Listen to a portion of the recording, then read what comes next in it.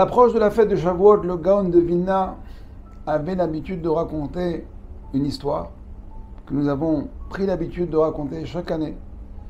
Et cette histoire, je vais vous la raconter, Bezrat Hashem. Une histoire qui se passe au XVIIIe siècle. Elle se passe en Pologne. Il y avait là-bas un comte qui s'appelait le comte de Potocki. Des bons chrétiens, des bons catholiques. Un homme très riche qui avait un fils unique, Valentin. Alors évidemment, il l'a éduqué, il l'a fait grandir dans le catéchisme et tout ce qu'il faut. Il avait évidemment des professeurs privés. Maintenant, dans le cursus du catéchisme, il faut passer par le Premier Testament. Donc, il doit apprendre Bereshit, la Genèse. Et le petit Valentin, déjà, depuis son plus jeune âge, pose des questions intéressantes sur l'existence, pourquoi, comment, Dieu. Pose des questions qui dérangent un petit peu l'Église, qui dérangent un petit peu les prêtres qui lui enseignent. Bon, Bereshit, Shemot, des questions, il pose trop de questions sur le pourquoi du comment. Alors sur le conseil de prêtres, de curés, je ne sais pas là-bas, toute la hiérarchie, il en parle au père et ils lui disent, tu sais, il ne vaut mieux pas continuer à lui apprendre, parce qu'on va passer au livre de Vaïkra, le Lévitique. On va parler là-bas de sacrifice, korbanot, pureté, impureté, mikvé. Tu sais, on risque de toucher à des points sensibles. Ton fils est pertinent, il a des bonnes questions. Alors on va mettre ça de côté. Bon, très bien. On passera à autre chose, on passera directement au Nouveau Testament. Le comte de Potocki avait l'habitude, il faisait des fois des grands festins, et il avait un espèce de bouffon, qui le faisait rire, qui faisait des spectacles, et évidemment c'était un juif. Il faisait rire la galerie, il était marrant, amusant. En général, ces festins finissaient... Il était ivre, il faisait n'importe quoi. Et un jour, il était convoqué, ce juif, pour un spectacle, un festin qui devait avoir lieu un vendredi. Alors notre juif a commencé à faire rire la galerie, un one-man show, stand-upiste. Et il voit l'heure, et c'est vendredi, c'est bientôt Shabbat. Alors il demande au comte de Potocki, est-ce que, éventuellement, on peut un petit peu écourter l'après-midi, je dois rentrer, c'est Shabbat. Alors là, sous l'effet du vin, plus du tout. Et ils ont commencé à le battre, à le frapper, à le rouler par terre. Évidemment, ça les a bien fait rire. Ils l'ont mis dans tous les sens, ils l'ont tabassé. Une fois qu'il était bien amoché en sang, ils lui ont dit, c'est bon, tu peux partir. Tu peux partir, tu peux te rendre chez toi pour fêter ton Shabbat. Notre petit Valentin assistait à cette scène, il était complètement outré du comportement de son père et de ses acolytes. Et d'un côté, il avait de la peine pour ce pauvre juif qui en avait pris plein la tête. Alors il décide de prendre une trousse de secours, quelques pansements et médicaments pour le suivre et le soigner, parce qu'il savait là où il habitait. Notre juif, tant bien que mal, se rend chez lui, arrive juste pour Shabbat, Baruch Hashem trouve la table mise, Eshet Cha'il, les enfants, et il commence à chanter Shalom Aleichem Malachei Hasharei. Et le Valentin qui suit arrive à la fenêtre, à la porte, entend et voit ce qui se passe. Il dit mais c'est pas possible, où est-ce qu'il a trouvé les ressources, où est-ce qu'il a retrouvé cette force de pouvoir chanter. Il a compris que ce juif n'avait pas perdu sa dignité, savait où était sa place. Et cette scène a perturbé notre Valentin. Il s'est beaucoup remis en question. Et puis il s'est posé la question, on lui avait parlé du Chumash, 5 livres. Il n'avait enseigné que le premier et le deuxième. Il dit comment est-ce qu'on peut enseigner le troisième, le quatrième et le cinquième?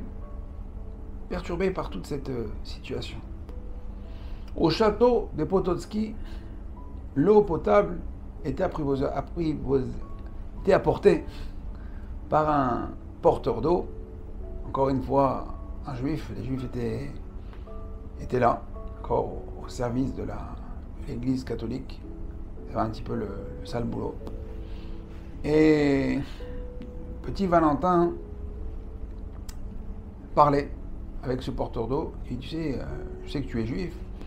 Alors voilà, je t'explique, on m'a enseigné Bereshit chez moi, j'aurais bien voulu apprendre un petit peu plus. Est-ce que tu as des choses à me dire sur Vaïkra? Je dis, oui, si tu veux. Alors, est-ce qu'on peut étudier évidemment en cachette? Parce qu'il avait compris, le Valentin, qu'on lui avait caché des choses.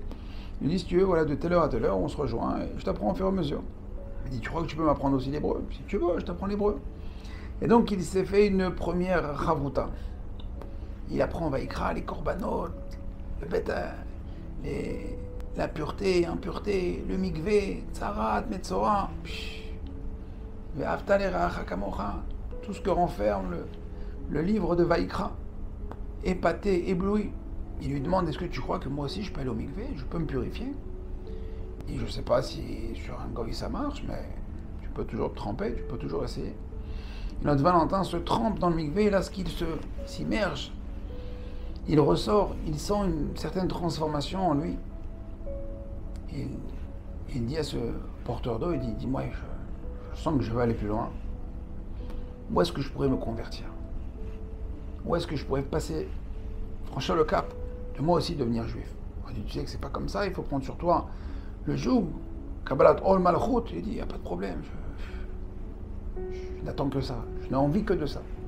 Alors il dit, tu sais, on peut aller à Amsterdam, là-bas, on peut, de manière officielle, le catholique peut devenir juif. Il faut savoir qu'au XVIIIe siècle, c'était une folie de faire ça.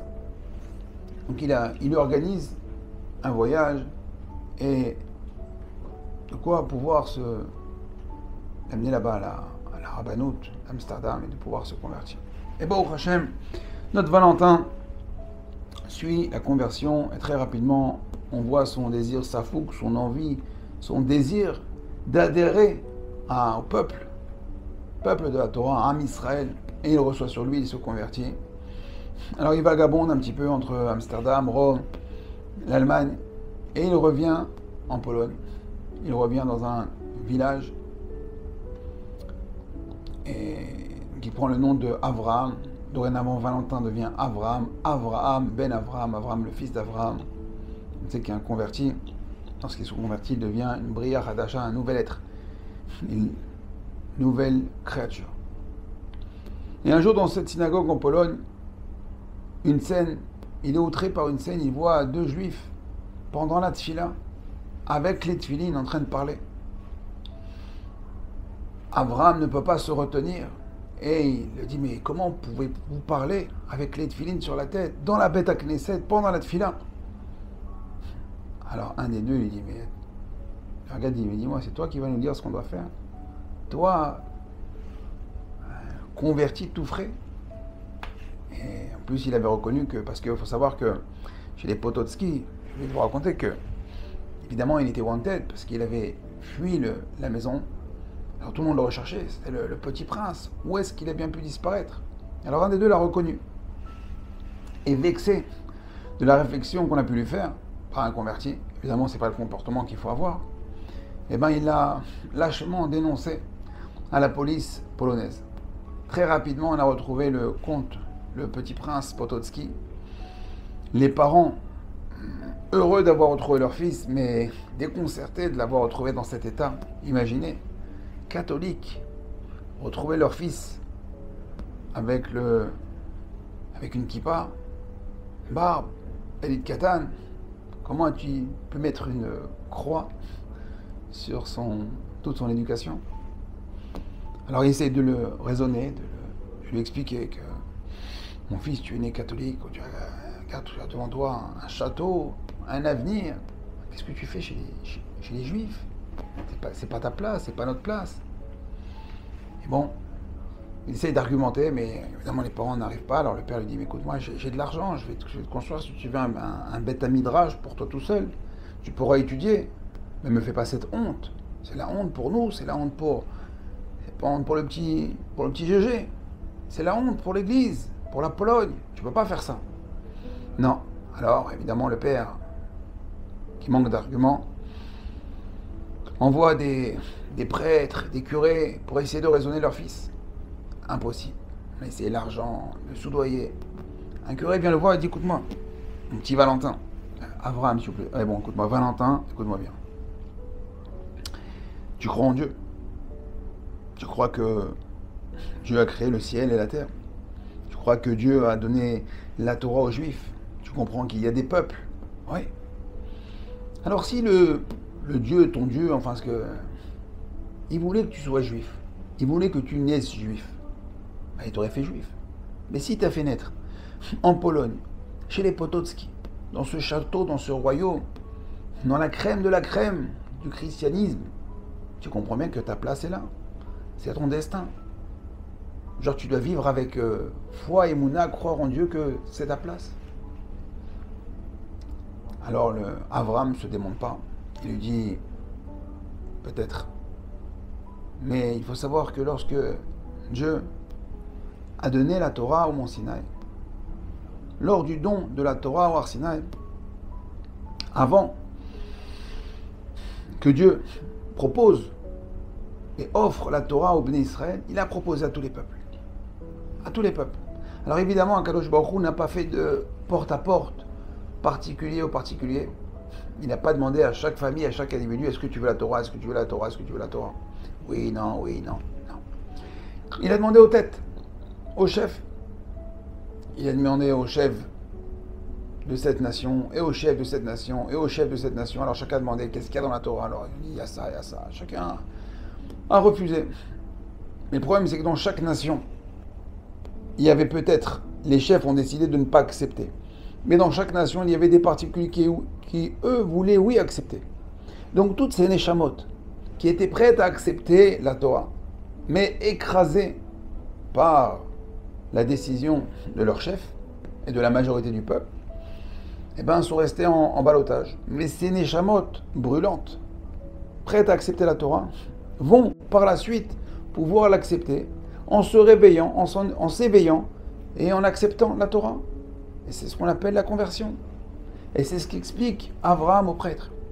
Alors là, le prêtre, déconcerté, les arguments, comprend qu'il a complètement accepté la Torah et qu'il n'y peut plus rien faire. Fait un rapport à son père, fait un rapport à l'église, et la sentence est tombée.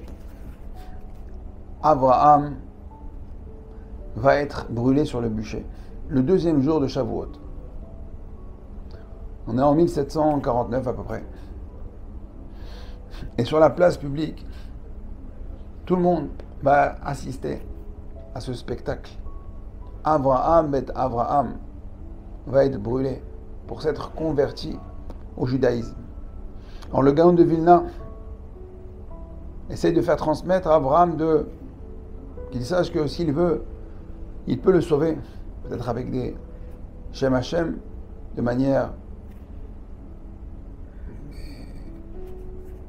en tout cas, s'il veut, le Gaon de Vilna peut le faire sortir de là.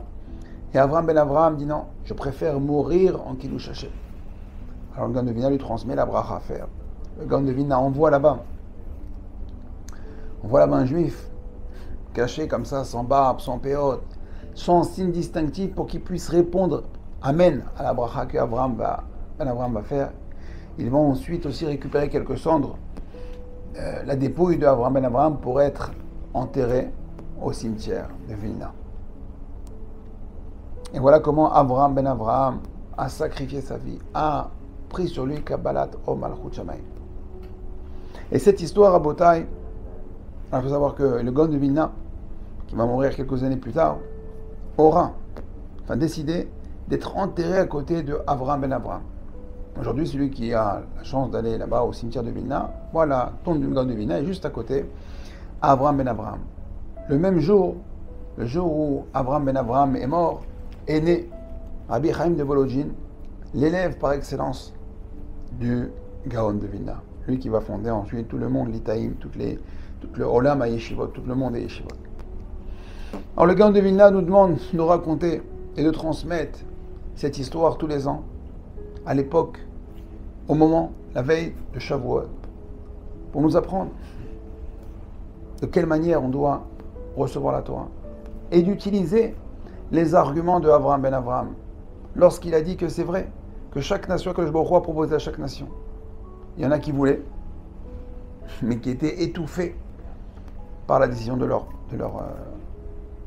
chef.